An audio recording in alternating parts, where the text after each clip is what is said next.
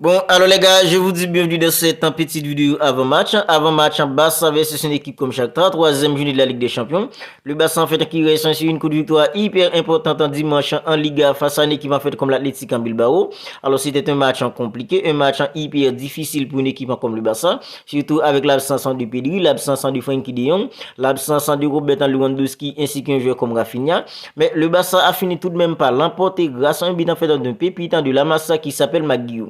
Alors Maguire, lui, il a vécu vraiment un rêve pas incroyable avec une équipe comme le Barça dimanche, en offrant tout simplement cette précieuse victoire avec une équipe comme le Barça, parce que le Barça était en fait en grande difficulté pour gagner ce match, parce que c'était compliqué, mais en fait, c'est lui qui sort sur le banc, 23e seconde après son entrée, alors il a inscrit en fait le but de la victoire. Alors c'est vraiment une expérience en fait folle pour un joueur en fait comme Maguire, pour son tout premier match pro avec une équipe comme le Barça, le club en fait qui l'a formé, alors il a donné une précieuse victoire avec une équipe comme le Barça.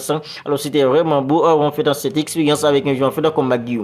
Alors demain le Barça affrontera une équipe en fait comme Shakhtar pour le compte de la troisième journée de la Ligue des Champions. Et comme vous le savez déjà sur cette chaîne, on parle des actualités du Barça, on fait des avant-matchs du Barça, on débriefe aussi les matchs du Barça. Ben on est là dans cette petite vidéo pour essayer ensemble de faire l'avant-match de demain entre une équipe comme le Barça et une équipe en fait comme Shakhtar.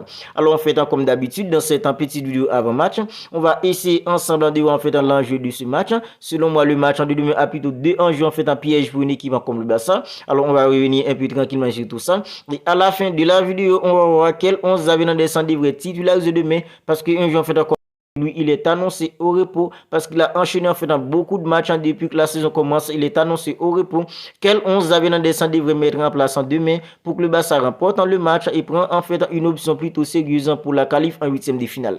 Alors si vous regardez la vidéo et que vous n'êtes pas encore abonné à la chaîne, vous pouvez le faire maintenant pour ne pas manquer toutes les dernières nouvelles actualités d'une équipe comme le Barça. Parce qu'ici on parle des actualités du Barça, on fait des avant-matchs du Barça, on débriefe aussi les matchs du Barça. Alors si tout ça vous intéresse et que vous ne voulez rien manquer, abonnez-vous à la chaîne pour ne rien manquer. Alors les gars, comme je disais, le match de demain a plutôt deux enjeux pièges pour une équipe comme le Barça.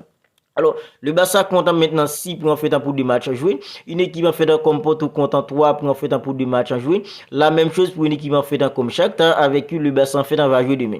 Alors, en cas de défaite d'une équipe comme le Barça, et victoire d'une équipe comme Porto, Porto rejoindra tout simplement une équipe comme le Barça au classement. Et c'est ça aussi le cas pour une équipe en fait comme Shakhtar. Voilà pourquoi le Barça doit tout simplement gagner le match de demain pour distancer un peu plus une équipe en fait comme Porto ainsi qu'une équipe en fait comme Shakhtar. Parce que non seulement le Barça doit se qualifier, mais le Barça doit aussi terminer premier en fait dans ce groupe H pour éviter tout simplement une grosse écurie en huitième de finale. Alors le match de demain est plutôt en fait plus que crucial pour une équipe comme le Barça, non seulement en fait pour en fait la qualif en huitième de finale et aussi en fait pour la première place. Parce que en cas de match nul, une équipe en fait comme Porto en fait se rapproche en fait beaucoup plus d'une équipe comme le Barça, la même chose d'une équipe en fait comme Shakhtar. Alors voilà pourquoi le Barça doit tout simplement gagner le match de demain en fait pour distancer un peu plus une équipe en fait comme Shakhtar et pour prendre une option plutôt sérieuse pour la qualif en huitième de finale et surtout en fait pour la première place.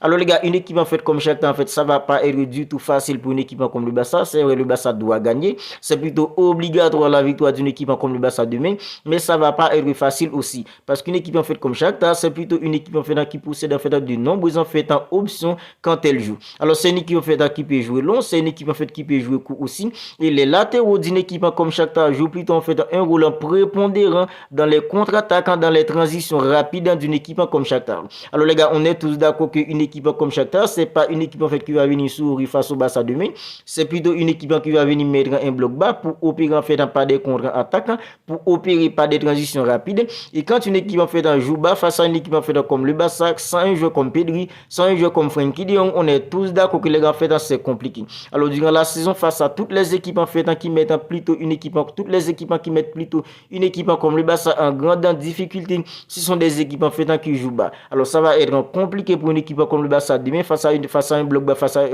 une équipe en fait comme Shakhtar. Mais les gars, en fait la victoire est plutôt obligatoire. Un jeu comme Joao Félix, un jeu comme Lamine Yamal, Ferran Torres, alors ils doivent tout faire demain pour que le Barça remporte le match de demain parce qu'en fait le Barça n'a tout simplement pas le droit à commettre la moindre erreur maintenant en fait dans cette phase en fait en deux poules de Ligue des Champions en fait pour laisser filer tout simplement en fait la première place. Alors on est tous d'accord que le Barça en fait se qualifiera en fait de toute façon, mais le Barça doit tout simplement en fait se qualifier et se terminer en fait en premier en fait dans ce groupe.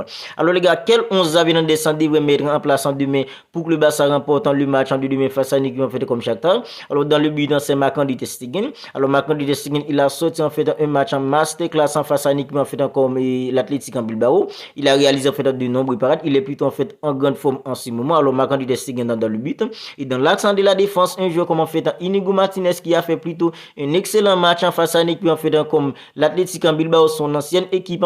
Mais les gars, en fait, dans l'accent de la défense, dans mon 11 probable, c'est plutôt un jeu comme Ronald Araujo, accompagné d'un jeu comme Andreas Christensen. Alors, puisque Alejandro Balde, il est annoncé au repos, alors à gauche, c'est plutôt un jeu comme Marcos Alonso, en fait, pour prendre la place d'un jeu comme Alejandro Balde demain.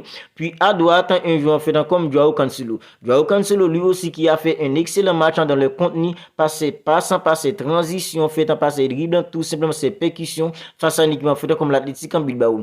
Au milieu, les gars, c'est un 4-3-3. Alors, c'est plutôt un joueur en fait comme Gavi. Non, Gavi sera pas là parce que Gavi en fait lui, il est suspendu. C'est plutôt un joueur comme Oriol Romeu, Ilkay Gundogan, accompagné d'un joueur en fait comme Fermin Lopez. Parce que à présent, Pedri en fait ne sera pas là, un jeu comme Frenkie de Jong ne sera pas là. En fait, Xavi Hernandez sera obligé de titulariser en fait un jeu comme Oriol Romeu, accompagné d'un joueur en fait comme Fermin Lopez, puis un joueur en fait comme Ilkay Gundogan au milieu.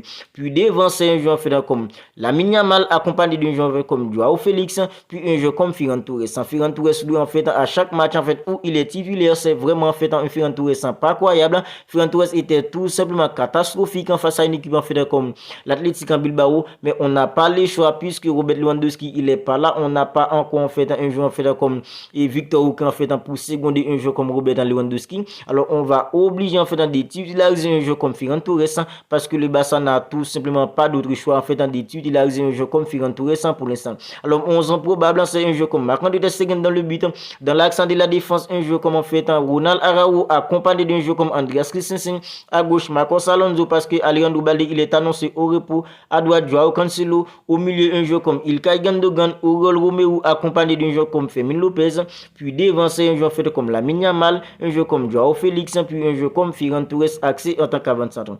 Voilà en fait dans ça c'est mon 11 ans probable pour le match de demain entre une équipe comme le Barça et une équipe en fait comme Shakhtar, troisième journée de la Ligue des Champions, où le Barça doit en fait tout simplement obligatoirement en fait gagner le match de demain pour prendre une option en fait sérieuse en fait pour la qualif en huitième de finale.